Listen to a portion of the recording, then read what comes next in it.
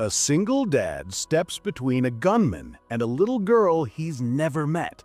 The bullet tears through his shoulder, but what happens next will leave you speechless. Before we dive in, hit that subscribe button and let me know in the comments where you're watching from. I love connecting with viewers from around the world. Jake Torres had been running late again, third time this week. His 8-year-old daughter, Emma, sat in the passenger seat of their beat-up Honda, her school backpack clutched tight against your chest.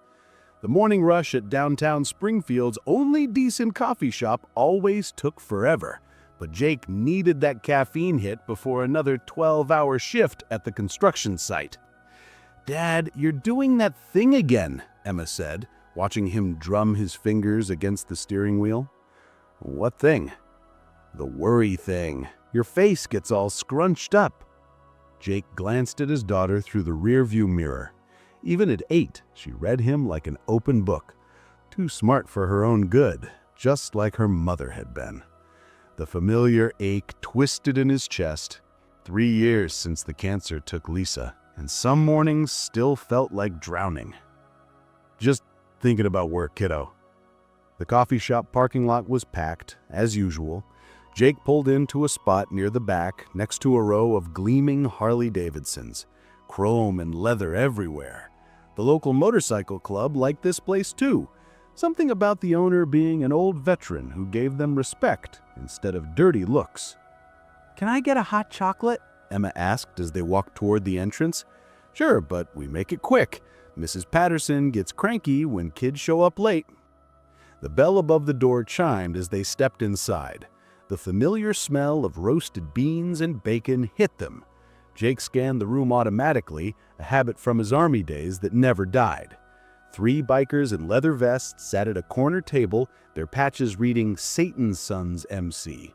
A young woman with purple streaks in her hair sat alone by the window, sketching in a notebook. Normal Tuesday morning crowd.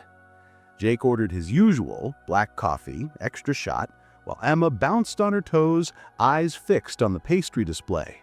The barista, a college-age kid with thick glasses, moved with practiced efficiency. "Dad, look at that little girl," Emma whispered, tugging on Jake's jacket. Near the counter, a girl about Emma's age stood next to one of the bikers, a massive guy with graying beard and arms covered in tattoos. The man's leather vest bore the name Thunder in silver letters. The little girl wore a pink dress with unicorns on it, her blonde hair and pigtails that bounced as she talked animatedly about something. "That's his daughter," Jake murmured. "Pretty cool, right? Families come in all shapes and sizes." Emma nodded, fascination written across her face. "She looks nice." Thunder caught Jake looking and gave a small nod, the universal acknowledgement between fathers in public spaces. Jake nodded back. Despite the intimidating appearance, the guy's eyes held the same exhausted tenderness Jake saw in his own mirror every morning. The barista handed over Jake's coffee. "Emma's hot chocolate will be right up." That's when everything changed. The front door burst open with such force it rattled the windows. A man stumbled inside, thin, twitchy, wild-eyed. His clothes hung loose on his frame, and his hand shook as he reached into his jacket. Time slowed. Jake's military training kicked in before his conscious mind caught up. Gun, unstable, civilian environment. "Nobody move," the man screamed, pulling out a revolver with a barrel that seemed to stretch forever. "I need money, now!" The coffee shop erupted into chaos. Chairs scraped against the floor as people dived for cover. Someone screamed. The barista's glasses flew off as he dropped behind the counter. But Jake's eyes locked on one thing. Thunder's little girl, standing frozen in the middle of the chaos, directly in the gunman's line of sight. The man's finger tightened on the trigger. Jake didn't think. He lunged forward, throwing himself between the gunman and the little girl just as the revolver barked. The bullet hit him in the shoulder, spinning him around. Pain exploded through his body like liquid fire, but he stayed on his feet, arms spread wide, shielding the child. "Daddy!" Emma screamed, cut through the ringing in his ears. Thunder moved like lightning, despite his size, tackling the gunman before he could fire again. The revolver skittered across the floor. In seconds, the other bikers had the shooter pinned, his arm twisted behind his back at an angle that made him whimper. Jake dropped to one knee, his shirt rapidly turning red. The little girl stared up at him with wide blue eyes, tears streaming down her cheeks. "It's okay, sweetheart. You're safe now," Jake gasped. Thunder appeared beside them, his face a mask of controlled fury and something else, gratitude mixed with disbelief. "Amber, come here, baby," Thunder said softly, scooping up his daughter. Then to Jake, "Ambulance is coming." "Why did—" "She's someone's whole world," Jake said, the words coming out in a pained whisper. "Just like mine."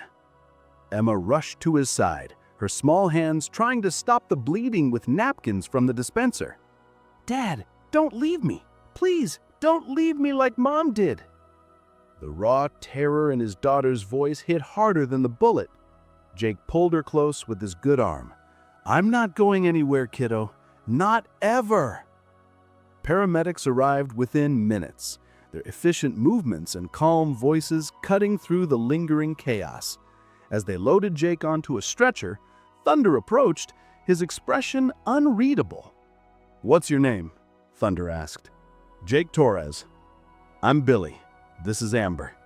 He paused, something heavy in his voice. "I owe you everything."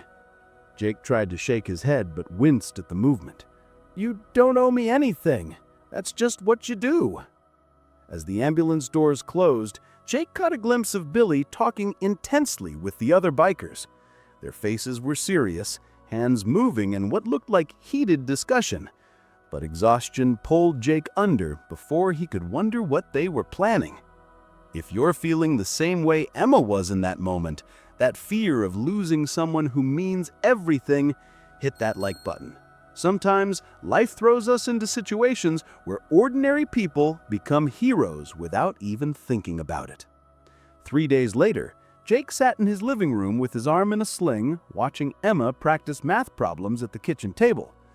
The doctors said he'd been lucky. The bullet missed major arteries and bone. A few weeks of physical therapy, and he'd be back to normal. Emma had barely left his side since they got home. She kept checking on him, bringing him water, making sure he took his pills. The shooting had shaken her more than she let on, but kids are resilient. She'd bounce back. Jake was scrolling through his phone, reading news articles about the incident, when Emma looked up from her homework. "Dad, there are motorcycles outside." "I'm probably just passing through, kiddo." But the rumble of engines grew louder, then stopped. Jake hobbled to the window and froze. 12 Harley-Davidsons lined the street in front of their small house. Billy stood at the gate, Amber holding his hand. Behind them, 11 other bikers waited in formation, their machines gleaming in the morning sun. Jake opened the front door, Emma peering around his legs. "We came to talk," Billy called out. "If that's okay." "Of course." Billy and Amber walked up the front path while the others waited by their bikes. Up close, Jake could see the worry lines around Billy's eyes, the way his massive hands trembled slightly as he held his daughter's small fingers. "How's the shoulder?" Billy asked. "Healing. How's she doing?" "Nightmares the first night, but she's tough." Billy looked down at Amber, who was staring shyly at Emma. "Tell him what you told me." Amber stepped forward, her voice barely a whisper. "Thank you for saving me." Jake knelt down, despite the pain in his shoulder. "You don't need to thank me, sweetheart. I'm just glad you're okay."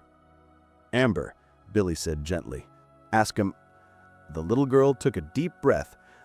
"My daddy says you have a little girl too. Would she like to be friends?" Emma practically bounced out from behind Jake's legs. "Yes! Do you like unicorns? I love unicorns!" As the girls started chattering about their favorite colors and TV shows, Billy pulled Jake aside. "I need to tell you something," Billy said quietly. "My club, we're not choir boys. We've made mistakes. done things we're not proud of. But what you did, stepping in front of that gun for a stranger's kid, that's real honor. The kind most people just talk about. Jake studied the older man's face. You don't have to explain anything to me. Yeah, I do. Billy's voice carried decades of weight. See, Amber's mom died 2 years ago. Car accident. Since then, it's just been me and her against the world. My club brothers, they help when they can, but people see the leather and the bikes and they make assumptions. Amber feels it. The looks, the whispers when I drop her off at school. I know. Jake nodded slowly. He'd seen those looks too, though for different reasons. Single dads got their own special brand of judgment. Yesterday, when you took that bullet, Billy continued, you didn't see a biker's kid. You just saw a little girl who needed protecting. No judgment, no hesitation. That means something. Where's this going, Billy? Billy was quiet for a long moment, watching Amber and Emma giggle over something on Emma's tablet. My brothers and I, we had a church meeting last night. Talked for hours. We want to do something for you. I don't need not money, not charity. Billy's eyes were fierce. Respect, community, the thing every parent wants for their kid, knowing they're not alone. Jake felt something shift in his chest. What are you saying? Emma starts at Roosevelt Elementary next week, right? New school district since you moved? Jake nodded. After Lisa died, they'd had to downsize, move to a smaller place across town. Emma would be starting 4th grade at a school where she knew nobody. Here's what's gonna happen, Billy said. Tomorrow morning, me and some of my brothers are gonna escort Emma to school. Show everyone that she's got people who care about her. That her father is a hero who risked his life for a stranger's child. Jake's throat tightened. Billy, you don't have to. We want to. Amber's going to Roosevelt too. The girls will have each other, and you'll know that if anything ever happens, Emma's got 12 uncles watching her back. The weight of the gesture hit Jake like a freight train.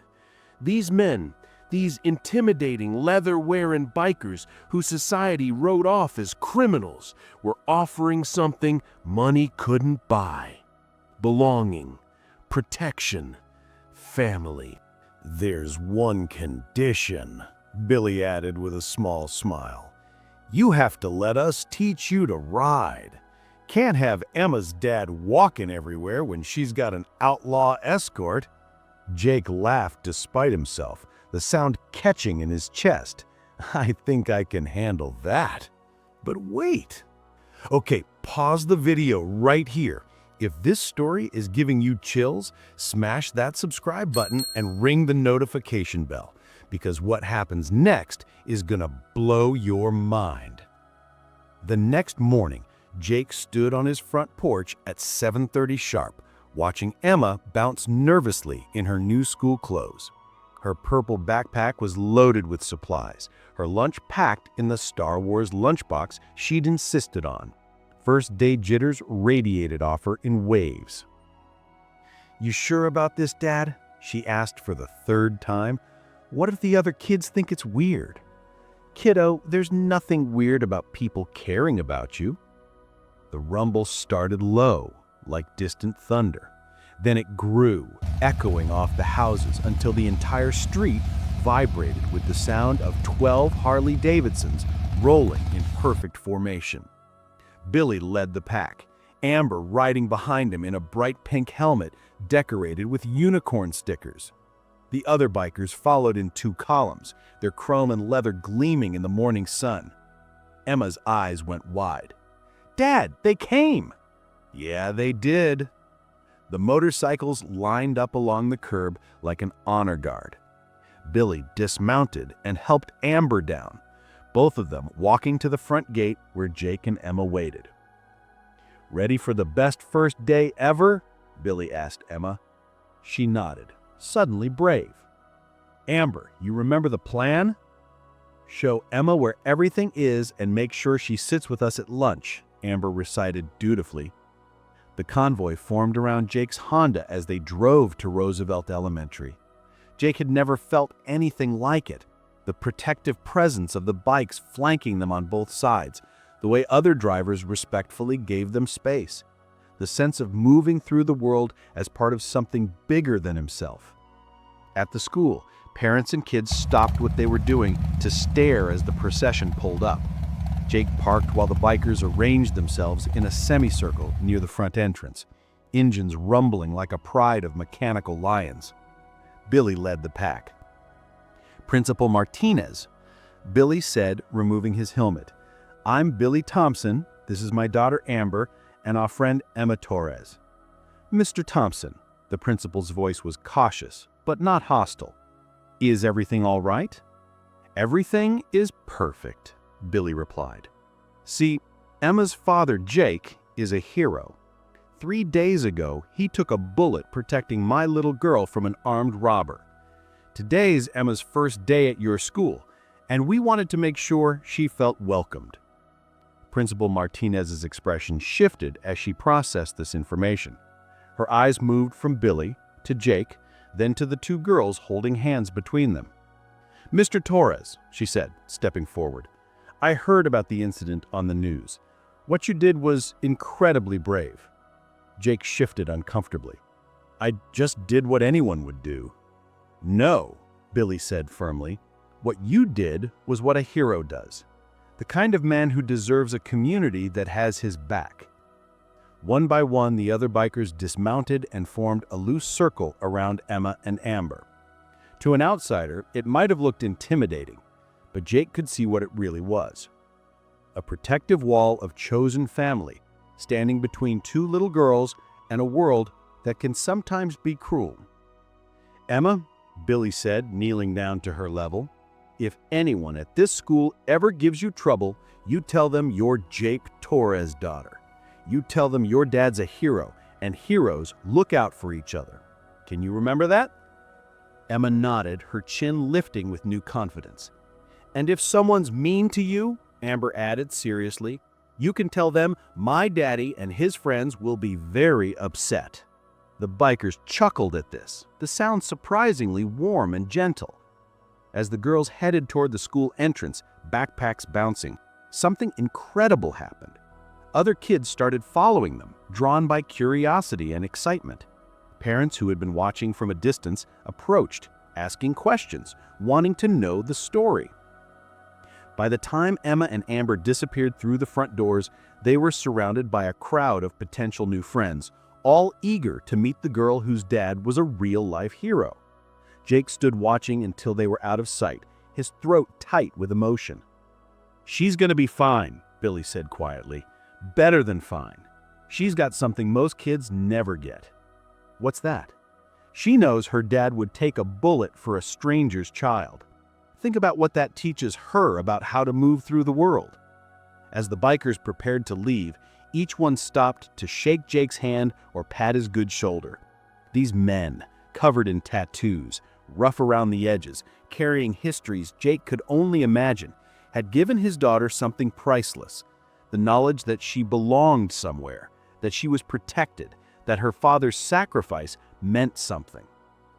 "Jake," Billy called as he strapped on his helmet, "bike shopping this weekend, no arguments." I laughed. "Fine, but I'm not getting anything with flames on it." "We'll see about that." Hit that subscribe button if this story touched your heart, because the real twist is coming and you won't believe what happens next. 6 months later, Jake sat on his own Harley outside Roosevelt Elementary, waiting for Emma to finish her after-school art club. The bike was a used Sportster, nothing fancy, but it ran smooth and gave him a freedom he'd forgotten existed. Emma burst through the school doors, her face lighting up when she saw him. "Dad, guess what happened today?" "What, kiddo?"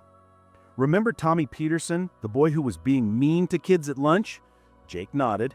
"There was always one in every school." "Well, he was picking on this new kid, calling him names because his clothes were old. And you know what I did? Tell me. I walked right up to him and said, "My dad took a bullet for a stranger's kid because heroes protect people who can't protect themselves. Maybe you should think about what kind of person you want to be." Jake's chest swelled. And what did Tommy say? He got all quiet and left the new kid alone. Then at recess, he came over and apologized. He even asked if the new kid wanted to play soccer with us. "I'm proud of you, Em." Amber says it's because people can tell when you come from real strength, the kind that isn't loud or mean, but just true. As they rode home through the fading afternoon light, Emma's arms wrapped around his waist, Jake reflected on how much their lives had changed. The shooting that could have destroyed them had instead led them to a community they never knew they needed. Billy had become like a brother, someone Jake could call at 3 a.m. if Emma spiked a fever or the washing machine died. Amber and Emma were inseparable, two little girls who understood that families came in all shapes and sizes.